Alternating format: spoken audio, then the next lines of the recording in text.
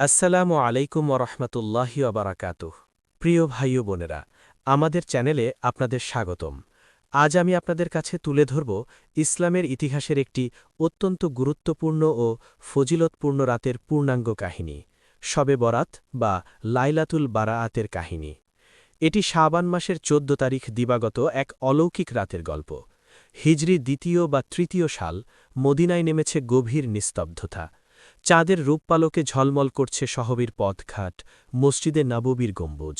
কিন্তু এই নীরবতার মধ্যেই লুকিয়ে আছে ইতিহাসের সবচেয়ে রহমতপূর্ণ এক রাতের সূচনা।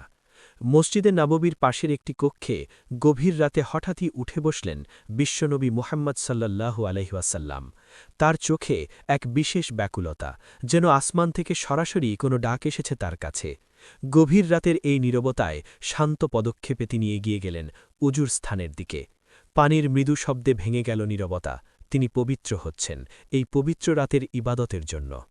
অজু শেষ করে তিনি দাঁড়ালেন নামাজে। মোমবাতির মৃদু আলোয় তার ছায়া পড়েছে দেয়ালে। দীর্ঘক্ষণ তিনি সিজদায় রইলেন। চোখের পানি গড়িয়ে পড়তে লাগল মসহাফের উপর। তার কাঁধে কাঁপুনি, আল্লাহর সামনে বান্দার গভীর নতিস্বীকার। এই অপূর্ব দৃশ্য দেখে উম্মুল মুমিনিন আয়েশা রাদিয়াল্লাহু আনহা বিছানা থেকে উঠে এলেন। নবীজির এই অস্বাভাবিক ইবাদত তাকে বিস্মিত করল। তিনি লুকিয়ে থেকে দেখতে লাগলেন কি হচ্ছে। নামাজ শেষে রাসূল সাল্লাল্লাহু আলাইহি ওয়াসাল্লাম ধীর পদক্ষেপে বাইরে বের হলেন। তার চলার গতি ছিল ভাবগম্ভীর, চোখে এক গভীর দৃষ্টি।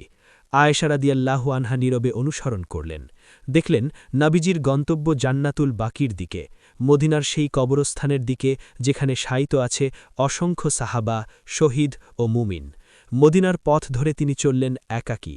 চাঁদের আলোয় তার লম্বা ছায়া পড়েছে রাস্তায়। জান্নাতুল বাকির প্রবেশপথে পৌঁছে তিনি থমকে দাঁড়ালেন। চারদিকে শুধু সাদা সাদা কবর পাথর, চাঁদের আলোয় যেগুলো যেন কথাই বলছে। রাসূলুল্লাহ সাল্লাল্লাহু আলাইহি ওয়াসাল্লাম কবরস্থানের মাঝখানে গিয়ে দাঁড়ালেন। তিনি দুহাত তুললেন আসমানের দিকে। তার কণ্ঠে বেজে উঠল মর্মস্পর্শী এক দোয়া, ইয়া আল্লাহ, এই কবরবাসীদের ক্ষমা করুন, তাদের কবরের আযাব থেকে মুক্তি দিন, তাদের জন্য আপনার অফুরান রহমতের দরজা খুলে দিন। তার দোয়ার সঙ্গে সঙ্গেই একটি অপার্থিব দৃশ্য দেখা গেল। আসমান থেকে নেমে আসতে লাগল সাদা আলোর রশ্মি। কবরের পর কবর আলোকিত হতে লাগল, যেন প্রতিটি কবরবাসী এই দোয়ার বারিধারায় সিক্ত হচ্ছেন। এ ছিল লাইলাতুল বারাআতের সেই বিশেষ মুহূর্ত, যখন আল্লাহ তাআলা দুনিয়ার আসমানে নেমে এসে ডাক দেন, কে আছো ক্ষমাপ্রার্থী, আমি ক্ষমা করব। কে আছো রিজিক চাওয়া, আমি দান করব। কে আছো বিপদগ্রস্ত, আমি মুক্তি দেব। সমস্ত সৃষ্টিজগতে ছড়িয়ে পড়ে আল্লাহর এই ডাক। এই রাতেই আগামী বছরের তাকদির লেখা হয়, জীবন মৃত্যুর ফায়সালা হয়, রিজিক নির্ধারিত হয়। রাসূলুল্লাহ সাল্লাল্লাহু আলাইহি ওয়াসাল্লাম দীর্ঘক্ষণ দোয়া করার পর ধীরে ধীরে ফিরলেন নিজ গৃহের দিকে। তার চেহারায় এখন এক অভূতপূর্ব প্রশান্তি। আয়েশা রাদিয়াল্লাহু আনহা জিজ্ঞেস করলেন, ইয়া রাসূলাল্লাহ, আজ রাতে এমন কি হয়েছে, কোথায় গিয়েছিলেন? নবীজি সাল্লাল্লাহু আলাইহি ওয়াসাল্লাম বললেন, আজ রাত হল শাবানের ১৫ তারিখ। আল্লাহ তাআলা আজ রাতে প্রথম আসমানে নেমে আসেন এবং মুশরিক ও বিদ্বেষ পোষণকারী ছাড়া সকলকে ক্ষমা করে দেন। তিনি আরও বললেন, এই রাতে মানুষের আমলনামা উপস্থাপন করা হয় এবং এই রাতে জন্ম মৃত্যুর ফায়সালা লেখা হয়। এই বলে নবীজি সাল্লাল্লাহু আলাইহি ওয়াসাল্লাম তার স্ত্রীকে শবে বরাতের ফজিলত বর্ণনা করতে লাগলেন। তিনি বললেন, এই রাতে ইবাদতের যে সওয়াব তা অন্য রাতের চেয়ে অনেক গুণ বেশি। এই রাতে দোয়া কবুল হয়, গুনাহ মাফ হয়, রিজিক বাড়ে।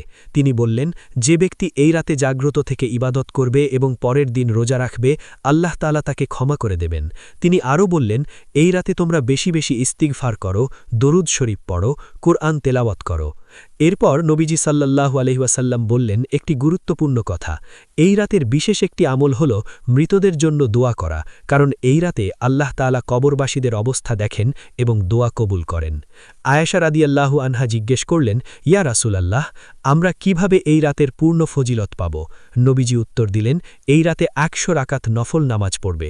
প্রতি রাকাতে সূরা ফাতিহার পর ১০ বার সূরা ইখলাস পড়বে, আর বেশি বেশি এই দোয়া পড়বে, আল্লাহুম্মা ইন্নাকা আফুউন তুহিব্বুল আফওয়া ফাআফু আন্নী। নবীজি বলতে লাগলেন এই রাতের আরও বিস্তারিত দিকগুলো। তিনি বললেন, এই রাতে বাইতুল মামুর থেকে পরবর্তী বছরের ভাগ্যলিপি নিয়ে আসেন ফেরেশতারা। এই রাতে সিদরাতুল মুনতাহায় বিশেষ নূরের ঝলকানি দেখা যায়। এই রাতেই কিবলা বাইতুল মুকাদ্দাস থেকে কাবার দিকে পরিবর্তন করা হয়েছিল। এই ঘটনার পর থেকে শবে বরাত মুসলিম উম্মার কাছে একটি বিশেষ রাত হিসেবে গণ্য হয়। সাহাবায়ে কেরাম এই রাতে বিশেষ ইবাদত করতেন। তারা রাত জেগে নামাজ পড়তেন, কোরআন তেলাওয়াত করতেন, দোয়া ইস্তিগফার করতেন। এই সুন্নত আজও মুসলিম বিশ্বে পালিত হচ্ছে। প্রিয় দর্শকবৃন্দ, এই ছিল শবে বরাতের ঐতিহাসিক পূর্ণাঙ্গ কাহিনী। এই কাহিনী থেকে আমরা জানতে পারি এই রাতের গুরুত্ব এবং আমাদের করণীয়। আসুন আমরা এই ফজিলতপূর্ণ রাতকে কাজে লাগাই, আল্লাহর কাছে ক্ষমা চাই, তার কাছে সাহায্য প্রার্থনা করি। যারা এই ভিডিওটি প্রথমবার দেখছেন তারা চ্যানেলটি সাবস্ক্রাইব করতে ভুলবেন না। পাশের বেল আইকনে ক্লিক করে নোটিফিকেশন চালু করুন, যাতে ইসলামিক বিষয়ক নতুন নতুন ভিডিও পেতে থাকেন। ভালো থাকুন। আল্লাহ